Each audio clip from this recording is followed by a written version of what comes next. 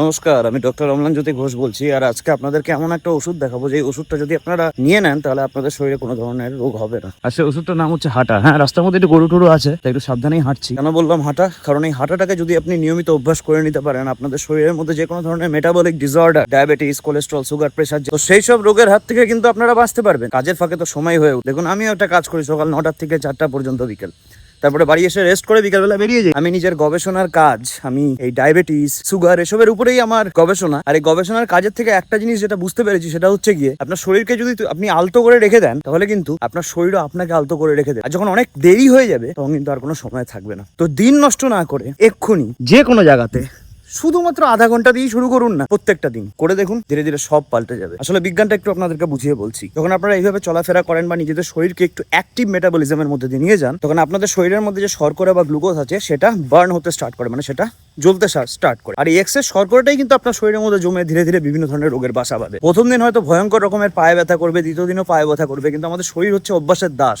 ধীরে ধীরে করে অভ্যাস করতে থাকলে পরে এক সময় দেখবেন এই পায়ে ব্যথা সবকিছু চলে গেছে, আর আপনি 5 কিলোমিটার, 10 কিলোমিটার, ইভেন 15 কিলোমিটার পর্যন্ত নন স্টপ হাঁটতে পারবেন। তারপরে ধীরে ধীরে হাঁটার স্পিড বাড়িয়ে সেটাকে দৌড়ে নিয়ে যান, আর তারপরে ধীরে ধীরে সেই দৌড়টিকে স্প্রিন্টিং এ নিয়ে যান। আর দেখবেন এটা যদি ঠিকঠাক করে করেন তাহলে শুধুমাত্র আপনার কিন্তু শরীরটা যে পাতলা হবে তাও না, এই যে অ্যাস্থেটিক ফিজিক বা বডি বিল্ডিং সেই দিকেও আপনারা ধীরে ধীরে যাত্রাটা স্টার্ট করবেন। আর যে কথাটা বলছিলাম একটু আগে, যে শর্করার মাত্রা, শর্করাই কিন্তু আপনার শরীরের কোষগুলোর মধ্যে জমা হয়ে আপনার শরীরে যাবতীয় রোগে বাসা বাঁধে। সেই শর্করাটাকে সব থেকে প্রথমে সরান, দেখবেন বাকি সব রোগ এমনি এমনি চলে যাবে। ভিডিওটি ভালো লাগলে পরে নিজেদের বন্ধুদের সাথে শেয়ার করবেন। আর ভিডিওটি ভালো লাগলে পরে আমার প্রোফাইলটিকে ফলো করে দিন। আমি এরকমই দৈনন্দিন জীবনে বিজ্ঞানকে দিয়ে কিভাবে দৈনন্দিন জীবনকে আরো সুন্দর করা যায় এরকম ভিডিও বানাতে থাকি। ওরা যে আমাকে ফলো করবেন, বিজ্ঞানসম্মত উপায়ে আপনার শরীরকে আমি সুস্থ করে দেবো। ধন্যবাদ।